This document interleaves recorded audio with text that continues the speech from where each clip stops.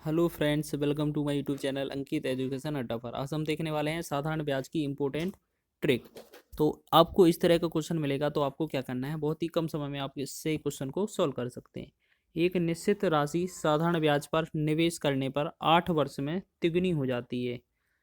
वह कितने वर्षों में 17 गुनी हो जाएगी? तो आपको क्या करना है, जितना पहले दिया है, पहला n गुना दिया है, उसमें से एक कम करना है, बटा में पहला समय लिख देना है, बराबर में दूसरी बार जितना गुना दिया है उसमें से एक कम कर देना है, फिर दूसरा समय लिख देना है। तो हमें क्या याद रखना है, पहले एन वाला, फिर दूसरा वाला समय, पहले सिंगल एन, यानी कि हम कह सकते हैं क्वेश्चन 8 वर्ष में कितना तिगुना हो रहा है। तो 3 गुना हो रहा है, 3 में से एक कम, बटा में समय कितना है 8, बराबर में 17 गुना लिखा है, 17 में से एक कम, और जितना दूसरा पूछा है तो उसकी जगह हम एक्स लिख लेते हैं। फिर इनको क्या करते हैं, हम सॉल्व कर लेते हैं। फिर 3/1, ऐसे 3 में से एक कम करेंगे, 2/8, बराबर में 17 में से एक कम करेंगे, 16 बटा में एक्स। तो अब इसको हम क्या करते हैं, बस इसको काटना रह जाता है, 2 से एक बार, 2 से 2 चौके 8, 3 गुणा करेंगे इनका, तो एक्स बराबर कितना होगा, 16 चौके 64। इस क्वेश्चन का आंसर हो जाएगा 64 वर्ष में। नेक्स्ट अगला प्रश्न देख लेते हैं। अगला प्रश्न क्या है, अगला प्रश्न भी इसी तरीके का है। यदि साधारण ब्याज पर लगाई गई कोई धनराशि 7 वर्ष में 4 गुनी हो जाती है, तो कितने वर्षों में 16 गुनी हो जाएगी? यानी कि 4 गुनी बोला जा रहा है, तो 4 में से एक कम करेंगे, और समय बोला जा रहा है 7, तो 7 लिख देंगे। दूसरी बार बोला जा रहा है 16 गुना है, तो 16 में से एक कम कर देंगे, और बटा में दूसरा समय एक्स लिख देंगे। अब इसको क्या करेंगे, 4 में से एक कम किया, 3 बचा, बटा 7, बराबर में 16 में से एक कम किया, 15 बटा में एक्स। फिर अब क्या करते हैं, हम इनको काट देते हैं, 3 से एक बार काट देते हैं, ऊपर ऊपर कट जाता है, 3 पाँचे 15। फिर क्या करते हैं, 3 गुणा, ठीक है। यहाँ पर क्या बचा था, 1/7 बचा, यहाँ पर बचा 5 बटा में एक्स। अब 3 गुणा करना था, तो कितना होगा, एक्स बराबर हो जाएगा 7 को गुणा में हम करेंगे 35, 7 गुणा 5, 7 गुणा 5 होता है 35। तो इसका कितना बनेगा हमारा, 35 वर्ष। तो 35 वर्ष ऑप्शन नंबर डी में हमारा राइट हो जाएगा। नेक्स्ट प्रश्न देख लेते हैं इसी बेस पर। अब अगला क्वेश्चन क्या है,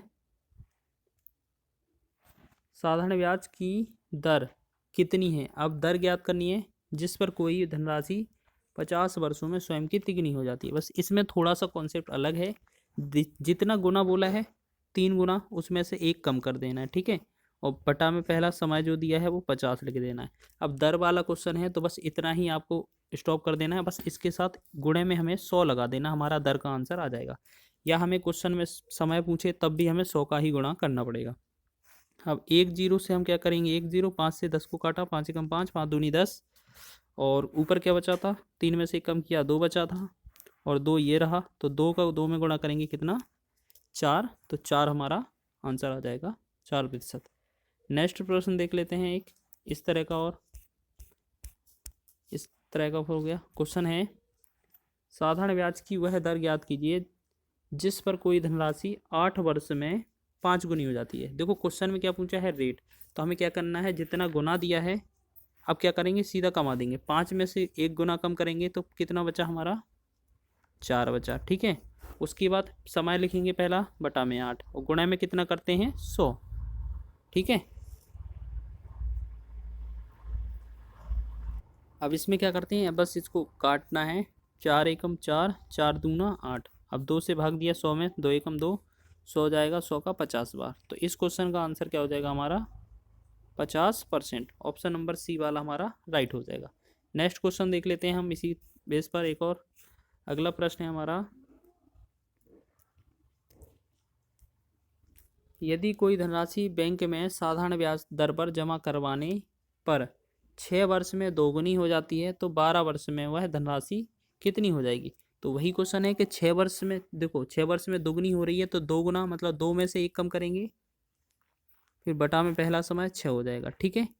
उसके बाद 12 वर्ष में वह कितनी गुनी हो जाएगी? तो हम क्या करेंगे, जितना गुना है हम उसमें एक्स मान लेते हैं, और माइनस का एक गुना कम कर देते हैं, और बटा में दूसरा समय 12। अब क्या करते हैं हम कि यहाँ से सॉल्व कर लेते हैं आसानी से। 6 से एक बार और 6 दूना 12, ठीक है। यहाँ कितना बचेगा, 2 में से 1 गया, 1 बटा में 1 बराबर x माइनस 1 और बटा में कितना 2। अब त्रिय गुणा करेंगे तो हमारा कितना आएगा, तो x माइनस का 1 बराबर आ जाएगा 2। अब इस 1 को हम पक्षांतर कर देंगे तो कितना बनेगा, x बराबर 2 प्लस का 1, x बराबर 2 प्लस का 1। तो हमारा आंसर कितना हो जाएगा, 3 गुना। ऑप्शन नंबर बी वाला हमारा सही हो जाएगा। नेक्स्ट प्रश्न देख लेते हैं। इसके बाद 7वां प्रश्न है हमारा। 7वें प्रश्न में क्या दिया है, एक धनराशि 15% प्रतिशत प्रतिवर्ष के साधारण ब्याज पर कितने समय में 4 गुना हो जाएगी। क्वेश्चन वही है, 4 गुना है, 4 में से 1 कम किया, बटा में जितना रेट दी है या समय दिया है, कोई भी एक दे सकता है, दूसरा पूछा जा सकता है। बटा में 15 लिखेंगे, फिर क्या है, गुणा में हमें 100 कर देना है। अब हमारा क्वेश्चन क्या दिया था, अच्छा 4 गुना दिया था, एक सेकंड यहाँ पर मिस्टेक हो गई। यहाँ पर ये 4 गुना तो क्वेश्चन में हमें दिया था, 1 गुना तो कम करना है ना इसमें। 4 गुना क्वेश्चन में दिया है, 4 गुना में से 1 कम करेंगे 3 और बटा में समय या रेट दी होती है, एक कोई पूछा जाता है तो बटा 15 गुणा में 100 कर दिया। 3 से एक बार, 3 से 5 15, 5 बार। अब 5 से एक बार जाएगा, 5 से 20 पंचा 100, तो 20 हमारा कितना आ गया, इस क्वेश्चन का आंसर हो गया 20 वर्ष। राइट आंसर हो जाएगा ऑप्शन नंबर डी वाला। नेक्स्ट अगला प्रश्न देख लेते हैं हम। 8वां प्रश्न क्या है, 8वां प्रश्न है हमारा, कितने वर्षों में कोई धन 25% प्रतिशत प्रतिवर्ष साधारण ब्याज की दर पर तिगुनी हो जाएगी। देखो अभी अभी वाला क्वेश्चन है सेम, 3 गुना है, 3 में से 1 गुना कम करेंगे तो 2 बचेगा, रेट कितना दिया है बटा 25, तो 25 लिख देंगे, गुणा में 100। अब क्या करेंगे, 25 से इसको डिवाइड कर देना है, काट देना है, तो 25 से कम 25 और 100 को काटा, 25 चौके 100। अब 2 और 4 का क्या करेंगे, गुणा, 2 चौके कितना होता है 8, तो 8 वर्ष इस क्वेश्चन का हमारा आंसर हो जाएगा। तो ऑप्शन नंबर बी वाला हमारा सही है। नेक्स्ट अगला प्रश्न देख लेते हैं, ये हमारा इस वीडियो का अंतिम प्रश्न है। इस क्वेश्चन में दिया है, कोई धनराशि 8 वर्ष में स्वतः दोगुनी हो जाती है, तो ब्याज दर क्या है, ब्याज दर क्या है। तो आपको इस क्वेश्चन में क्या करना है, जितना गुना दिया है उसमें से 1 कम, 2 गुना दिया है 1 कम करेंगे, 1 बचेगा, बटा में 8, समय लिख दिया। अब गुणा में क्या करना है, 100 का भाग करना है। अब इसमें क्या करेंगे, 100 बटा 8, 4 से काटा, 4 दूनी 8, 4 से काटा 25। अब इसको लिखेंगे हम 25 बटा 2, 25 बटा 2 का मतलब होता है 12.5%, तो 12.5% का मतलब 12 सही 1 बटा 2%। तो ऑप्शन नंबर डी वाला हमारा राइट हो जाएगा इस क्वेश्चन का आंसर।